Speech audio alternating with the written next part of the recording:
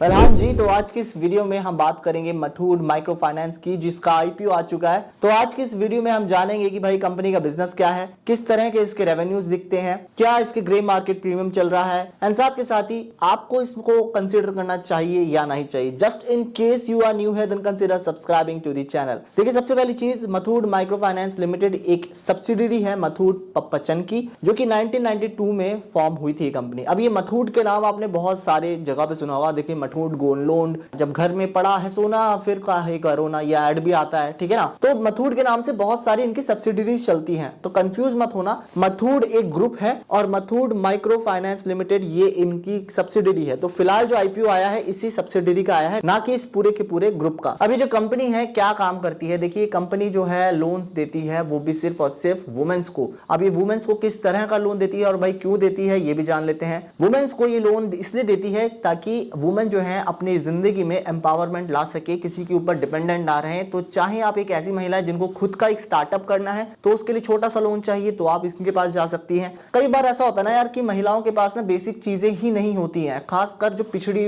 वर्ग की महिलाएं होती हैं, तो उनको ये लोग लोन दिया करते हैं और बहुत ही छोटे लोन होते हैं, ऐसे बड़े बड़े लैक्स में लोन नहीं होते। तो इससे दो चीज होती है, एक तो रिकवरी आसान हो जाती है और दूसरा ये है कि वुमेन का एम्पावरमेंट की जो रेट है वो तेज हो जाती है। तो इसी सेक्टर में जो कंपनी है काम करती है। अब बात कर लेते हैं कि कंपनी अपना आईपीओ ला क्यों रही है। सिंपल सा लॉजिक है, कंपनी को अपने ब्रांचेस को बढ़ाना है, जिसमें लगता है पैसा, और पैसा अपनी जेब से नहीं बल्कि मार्केट से लेके अपने बिजनेस को एक्सपैंड करने के लिए ला रही है। And this is the exact reason जो कि कंपनियां करती हैं। जब बुल मार्केट में होता है सब लोग पॉजिटिव होते हैं, इसी वजह से सबसे ज्यादा आईपीओ आपको देखने को मिलता है, खासकर बुल मार्केट में। यही एक बहुत बड़ा रीजन है जो कि ये कंपनी अपना आईपीओ ला रही है। दूसरा रीजन मैंने आपको ये बता दिया कि कंपनी को अपने जो है एक्सपेंशन करना है, जिसमें लगेगा पैसा, इसी वजह से वो मार्केट से पैसा उठाना चाहती है। तो दोस्तों बात ऐसी है कि जो कंपनी है वो 760 करोड़ अपना मार्केट से उठाना चाहती है। इनका मेन एम यही है, जिसमें से 760 करोड़ ये फ्रेश इशू करेंगे शेयर्स को, और बाकी का जितना भी है 200 करोड़ वो ऑफर फॉर सेल है। जिसका मतलब ये हुआ कि प्रॉफिट बुकिंग प्रमोटर्स की जाएगी। इसका मतलब ये भी हुआ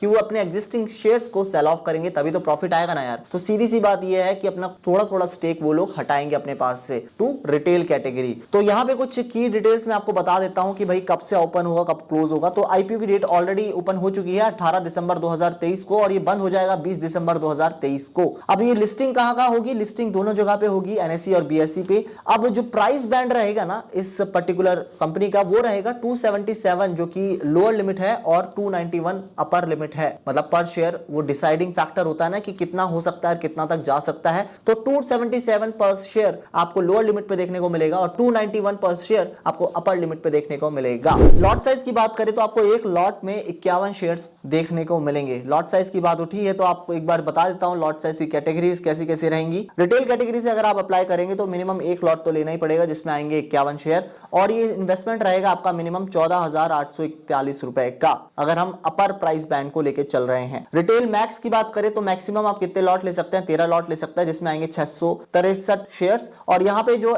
मैक्सिमम आप इन्वेस्टमेंट कर सकते हैं इसके आईपीओ में वो है 1,92,933 रुपीज। एचएनआई की बात करें तो यहाँ पे आप 14 लॉट को मिनिमम ले सकते हैं, 714 शेयर्स आएंगे जो कि रहेंगे 2,07,774 रुपए के। एचएनआई की मैक्सिमम बात करें तो 67 लॉट्स आप ले सकते हैं मैक्सिमम, जिसमें आएंगे 3,417 शेयर्स, और ये रहेगा 9,94,347 रुपीज। तो ये है कैटेगरीज। देखो यार, अगर आप ग्रे मार्केट प्रीमियम की बात करें ना इस पर्टिकुलर कंपनी का, तो ग्रे मार्केट प्रीमियम जो था शुरुआत में काफी ज्यादा अच्छा था, लेकिन अगर आप मेरी स्क्रीन पे देखेंगे तो 12 तारीख से अगर हम देखना शुरू करें तो 12 तारीख से ये था 160 रुपए का, जो कि 13 तारीख पे हुआ 130 रुपए का, 14 तारीख पे 105 रुपए का, 15 तारीख पे आते आते ये हो गया 88 रुपए का। कई लोगों को ग्रे मार्केट प्रीमियम नहीं पता, मैं शॉर्ट फॉर्म में समझा देता हूं। देखो, ग्रे मार्केट प्रीमियम में आप एक्स्ट्रा कितना पैसा देना चाहते हैं उसी शेयर के प्राइस को लेने के लिए, ताकि आप बाद में उसे जब बेचेंगे तो आपको ज्यादा मुनाफा हो। फॉर एग्जाम्पल, अगर किसी शेयर का प्राइस है 10 रुपए, तो ग्रे मार्केट प्रीमियम में मैंने अगर उसे खरीदा 12 रुपए में, तो उस पर्टिकुलर शेयर का जो ग्रे मार्केट यानी जीएमपी हो गया 2 रुपए, यानी मैंने 2 रुपए एक्स्ट्रा खर्चे उसी शेयर को पाने के लिए जो एक्चुअल में 10 रुपए का था। तो फिलहाल जो कि आप देख रहे हैं ये कम होता जा रहा है, जो कि बहुत बुरी बात नहीं है। अगर आप इसके हिसाब से भी अंदाजा लगाएं तो आपको अच्छे खासे रिटर्न्स देखने को मिल जाएंगे।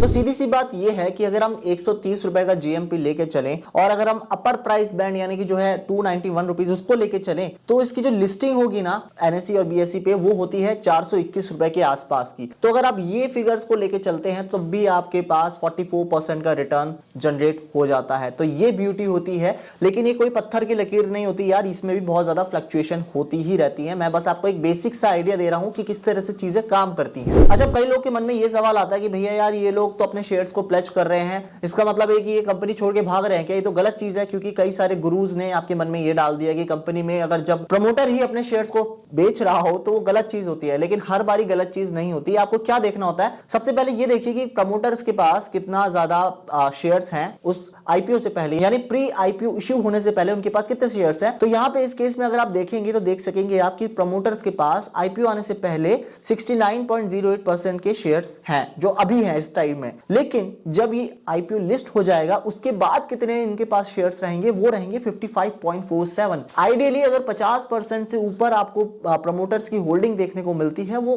काफी अच्छा साइन होता है कि उनको अपनी कंपनी पे भरोसा है, वो छोड़ के भाग नहीं रहे। इसका सीधा सा मतलब ये है कि वो सिर्फ और सिर्फ प्रॉफिट बुकिंग कर रहे हैं, दैट्स इट। उनको भी पैसा कमाना है और उनको भी प्रॉफिट बुकिंग करना है, दैट इज व्हाई वो लोग अपने शेयर्स को थोड़ा बहुत प्लेज करते हैं। अब बात करते हैं यार कि इनका रेवेन्यू कैसा दिखता है। कंपनी के बारे में तो जान लिया, हर चीज जान ली, ठीक है, लेकिन इनका रेवेन्यू क्या है आइए एक बार देख लेते हैं। तो यार अगर हम बात करें सबसे पहले एसेट्स की, तो अगर आप मेरी स्क्रीन पे देखेंगे तो 31 मार्च 2021 से 31 मार्च 2023 तक लगातार इनके एसेट्स बढ़े हैं। एसेट्स क्या होते हैं? ये वो चीजें होती है जो कि आप गिरवी रखवाते हैं बैंक के पास जब आप कुछ लोन लेने जाते हैं कि भाई आपके पास एसेट क्या है, तो आप अपना घर रखवा देते हैं कई बार ना, तो वो एक एसेट की कैटेगरी में आता है कि मेरे पास ये एसेट है। ऐसे ही जब कंपनी के पास एसेट होता है तो वो अच्छी चीज मानी जाती है, और अगर वो लगातार अपने एसेट्स को बढ़ा रही है that is a positive signal. तो सबसे पहली चीज हमने क्या देखी, एसेट्स देख ली कि भाई हाँ कंपनी अपने हर साल एसेट्स को बढ़ा रही है, क्योंकि कई बार कंपनियां गेम खेल देती है हमारे साथ। उनको पता होता है कि जो इन्वेस्टर्स हैं वो हमारी बैलेंस शीट चेक करेंगे, तो इसी वजह से वो क्या करते हैं, प्रॉफिट्स को ना पिछले 3 साल के खासकर प्रॉफिट्स को बढ़ा चढ़ा के दिखाते हैं। तो आपको क्या करना है, सबसे पहले एसेट्स देखने हैं, उसके बाद नंबर 2 पे देखना है कि रेवेन्यू क्या है भाई कंपनी का। तो जैसे कि आप मेरी स्क्रीन पे देखेंगे तो 31 मार्च 2021 से 31 मार्च 2023 तक इनका रेवेन्यू जो है बड़ा ही है, 696 करोड़, देन 842 करोड़, देन 1446 करोड़, ठीक है ना। रेवेन्यू ये हो गया आपका। तीसरे नंबर पे देखना है आपको प्रॉफिट, ठीक है ना। प्रॉफिट सबसे पहले नहीं देखना, तीसरे नंबर पे देखना है। तो आप देख ही सकते हैं 7 करोड़, फिर 47 करोड़ और फिर 163 करोड़। तो काफी अच्छा प्रॉफिट आफ्टर टैक्स इन्होंने जनरेट करा है। एंड साथ के साथ ही आपको एक चीज और देखनी है कि भाई क्या ये कंपनी जो है अपने जो लायबिलिटीज है उसे भी बढ़ा रही है या नहीं बढ़ा रही है, कम कर रही है अपने डेप्ट को या नहीं कर रही। तो यहाँ पे आपको पता चल जाएगा टोटल बोरोइंग्स में कि क्या ये कंपनी अपने डेप्ट बढ़ा रही है। तो हाँ भाई बढ़ा रही है, सीधी सी बात है, क्योंकि एक फाइनेंस कंपनी है तो फाइनेंस कंपनी का जो डेप्थ होता है वो काफी ज्यादा होता है, इसी वजह से इनका डेप्ट टू इक्विटी भी काफी ज्यादा होता है। तो ये चीज भी ध्यान रखिएगा। अब बात करें कुछ की इंडिकेटर्स की, तो आईपीओ आने से पहले इसका पीई है 24.96, यानी 1 रुपए कमाने के लिए 24 रुपए आपको खर्चने पड़ेंगे। आईपीओ आने के बाद जब ये लिस्ट हो जाएगा तो 25.38 का पीई हो जाएगा, यानी कि 1 रुपए कमाने के लिए तुम्हें 25 रुपए खर्चने पड़ेंगे। इसी के साथ ही अब तक इसने रिटर्न ऑन इक्विटी अपने पुराने इन्वेस्टर्स को कितना दिया है, 11% का दे चुकी है। मैंने आपको ऑलरेडी बता दिया डेप्ट टू इक्विटी इसका काफी ज्यादा है, 3.99 का, और जो फाइनेंस रिलेटेड या बैंक्स होते हैं उनके डेप्ट टू इक्विटी होता है वो ज्यादा ही रहता है, बिकॉज इनका लेंडिंग वाला बिजनेस है। अब बात करते हैं उस सवाल की कि क्या आपको इसको कंसिडर करना चाहिए। तो सबसे पहली बात है देखो, कर सकते हो लेकिन कॉशियसली, क्योंकि इसका जो बिजनेस मॉडल है ना वो थोड़ा रिस्की साइड पे आ जाता है। जितनी भी लेंडिंग वाली चीजें होती है ना थोड़ी रिस्की साइड पे तो होती है, ये चीज तो आपको माननी पड़ेगी। तो अगर आप short term to medium term के लिए इन्वेस्ट करना चाहते हैं तो आप कर सकते हैं, लेकिन for the very long time आपको मैं सलाह नहीं दूंगा यार कि आप करो। दूसरी बात ये है कि यार इस बात को पूरा पत्थर का लकीर मत मान के चलेगा, बिकॉज ये चीज मैं आपको बता दूं कि I am not a SEBI regulated entity. तो हाँ, short term to medium term आप कंसिडर कर सकते हैं, लेकिन for the very long term I will not suggest it. और एक चीज मैं और बताना चाहूंगा यार कि अगर आपको फाइनेंस रिलेटेड कंपनियां समझ में नहीं आती तो कभी भी इन्वेस्ट मत करो, ठीक है ना। अगर आपको बिजनेस मॉडल ही समझ में नहीं आ रहा तो क्या करोगे इन्वेस्ट करके, जस्ट टू गैम्बल?